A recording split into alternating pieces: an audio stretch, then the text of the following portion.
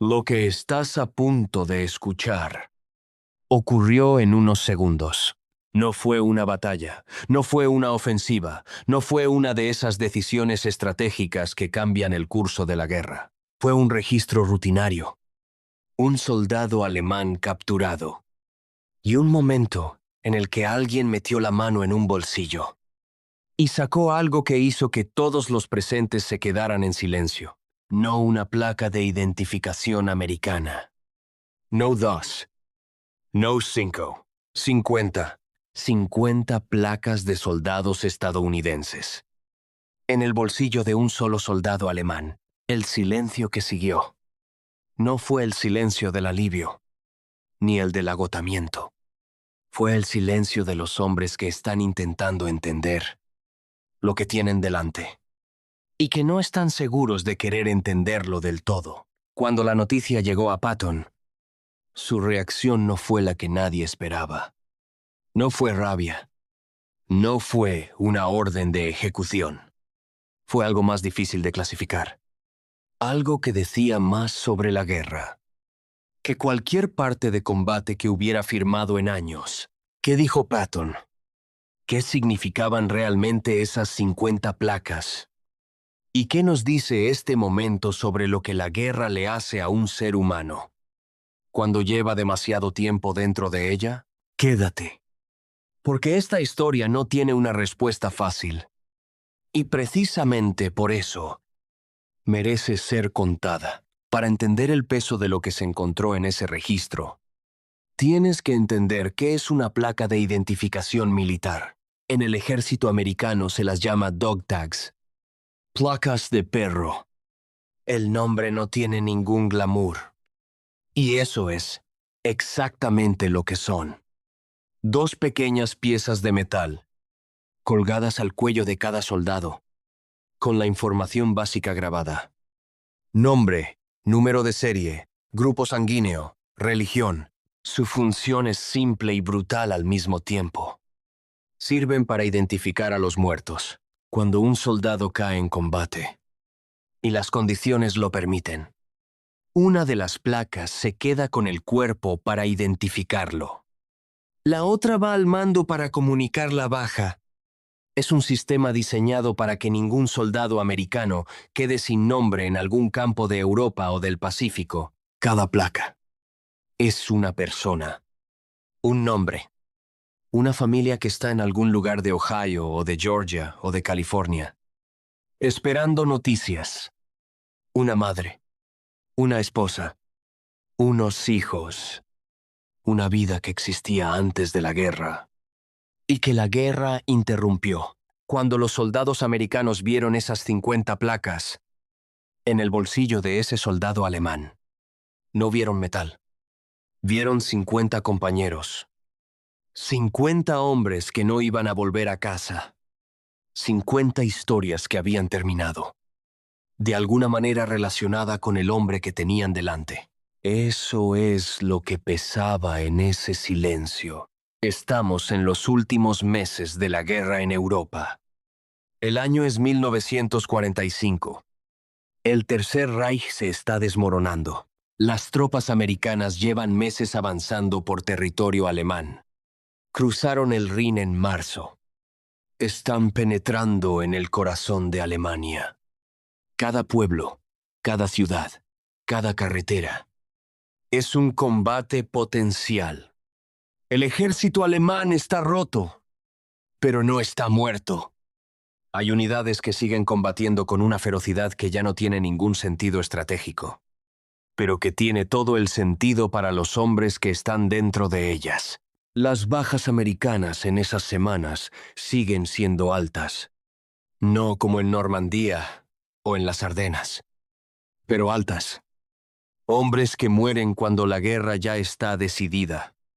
Cuando todo el mundo sabe que Alemania va a perder. Cuando la rendición es cuestión de días o de semanas. Y aún así siguen cayendo. Eso crea un estado emocional muy específico entre los soldados americanos. Una mezcla de agotamiento y de rabia, de alivio de que el final se acerca. y de furia de que ese final llegue demasiado tarde para los que ya no están. Es en ese contexto, en ese estado de ánimo colectivo, donde ocurre el registro. Una unidad americana ha capturado a un grupo de soldados alemanes. Es algo que ocurre decenas de veces al día en esas semanas. El procedimiento es rutinario. Se les hace arrodillarse. Se les registra. Se les quita todo lo que llevan encima. Armas, documentos, objetos personales. El soldado alemán que nos interesa. Es uno más entre los capturados. No hay nada especial en su apariencia. Es un hombre con el uniforme sucio y el rostro de alguien que lleva demasiado tiempo en la guerra. Como todos los demás, el americano que lo registra mete la mano en el bolsillo del abrigo y saca el puño lleno de metal. No es inmediatamente obvio lo que tiene en la mano. Son pequeñas piezas de metal. Podría ser cualquier cosa, pero no es cualquier cosa. Son placas. Placas americanas. Y cuando el soldado las cuenta, y sigue contando, y sigue contando, el número que llega es 50. El hombre que tiene arrodillado delante lleva en el bolsillo las identidades de 50 soldados americanos. La pregunta que todos se hacen en ese momento, y que nadie formula en voz alta todavía, es la misma. ¿Cómo llegaron ahí? Porque hay varias respuestas posibles. Y ninguna de ellas es completamente tranquilizadora. La primera posibilidad es la del trofeo de guerra. La práctica de recoger objetos del enemigo caído es tan antigua como la guerra misma. Los soldados de todas las épocas y de todos los ejércitos lo han hecho. Cascos, insignias, armas, documentos, cosas que se guardan como prueba de algo. De haber estado ahí, de haber sobrevivido, de haber ganado ese combate particular aunque la guerra todavía no hubiera terminado. Los propios soldados americanos recogían objetos alemanes. Insignias de las SS, pistolas Luger, cascos con el águila grabada. Era algo que los mandos desaconsejaban, pero que ocurría constantemente. Porque los hombres en la guerra necesitan maneras de procesar lo que viven. Y a veces ese procesamiento toma la forma de un objeto que puedes meter en el bolsillo y sacar cuando necesitas recordarte a ti mismo que seguías vivo. Desde ese punto de vista, un soldado alemán recogiendo placas americanas podría ser exactamente lo mismo.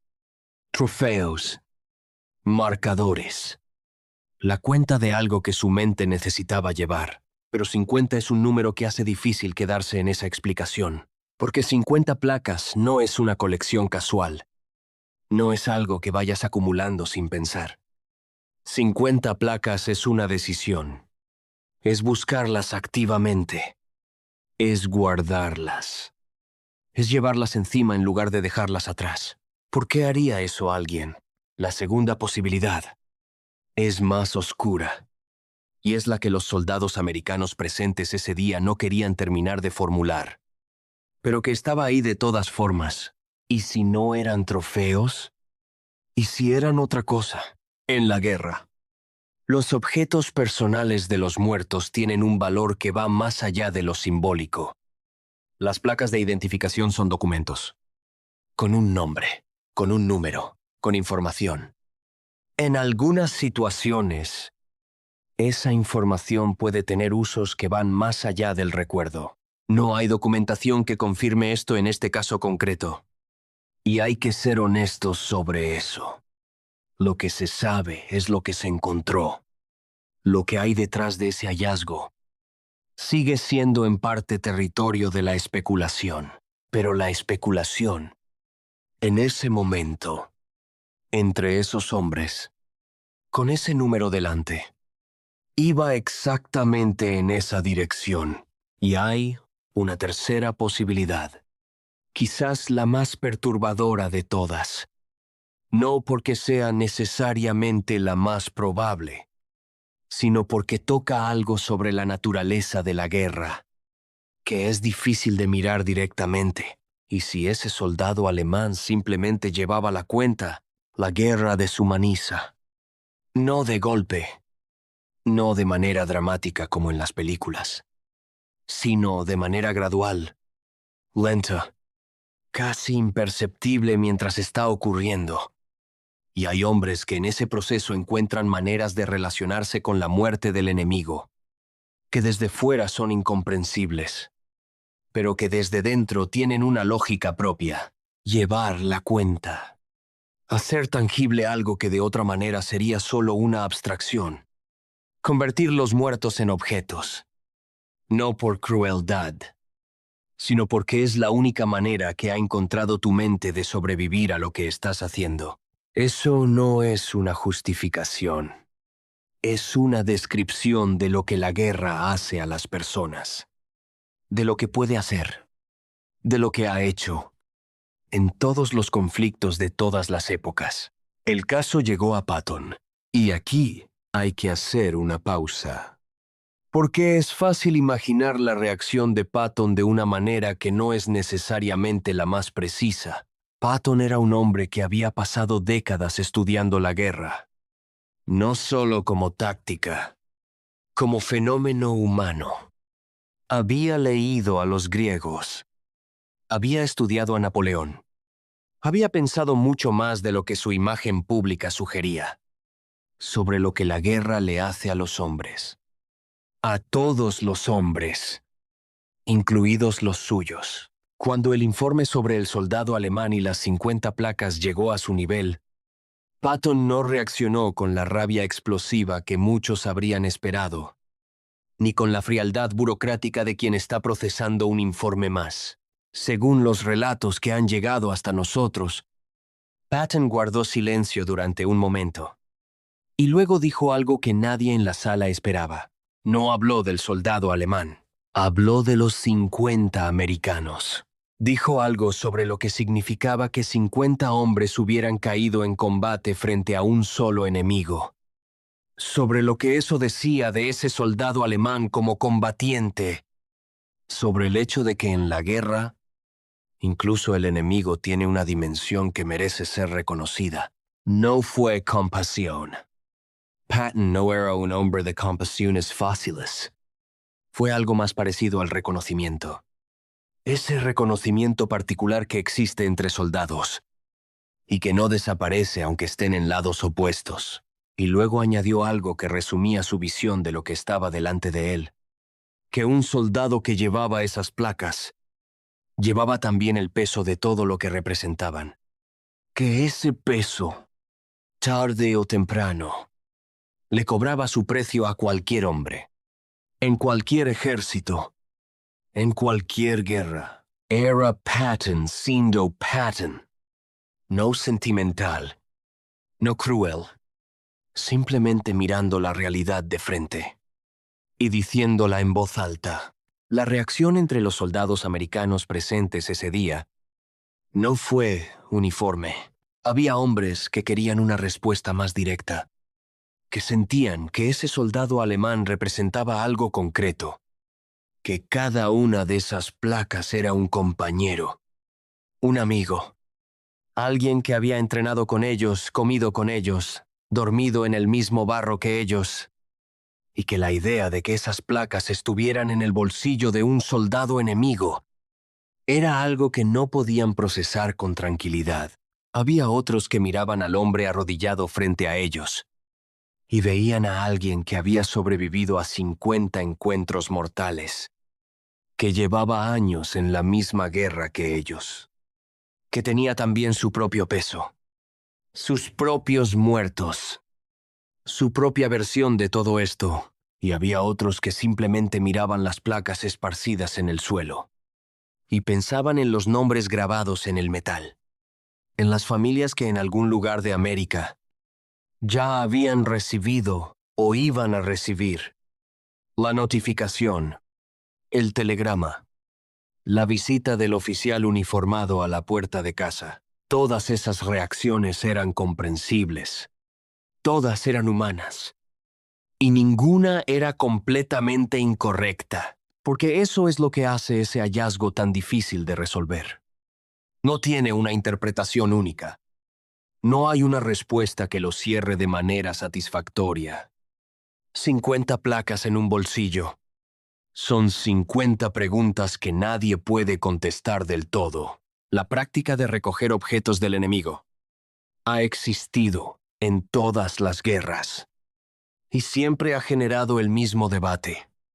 ¿Dónde está el límite? ¿Cuándo un trofeo de guerra deja de ser un objeto y empieza a ser algo que no debería existir? Los mandos militares de todos los ejércitos han luchado con esta pregunta, porque no tiene una respuesta regulable del todo. Puedes prohibir ciertas prácticas, puedes establecer normas, pero no puedes legislar lo que ocurre en la cabeza de un hombre que lleva años en la guerra y que ha desarrollado sus propias maneras de sobrevivir a ello. Lo que sí puedes hacer es lo que hizo Patton ese día: nombrarlo, mirarlo directamente, decir en voz alta lo que todos estaban pensando en silencio, y añadir algo que iba más allá de la reacción inmediata. Que ese momento, esas 50 placas en el suelo, era un resumen de lo que era la guerra. No la guerra de los mapas y las estrategias. La guerra real, la que ocurre entre personas. La que deja marcas que no desaparecen cuando se firma el armisticio. Hay un aspecto de este episodio que va más allá del momento concreto: la deshumanización en la guerra.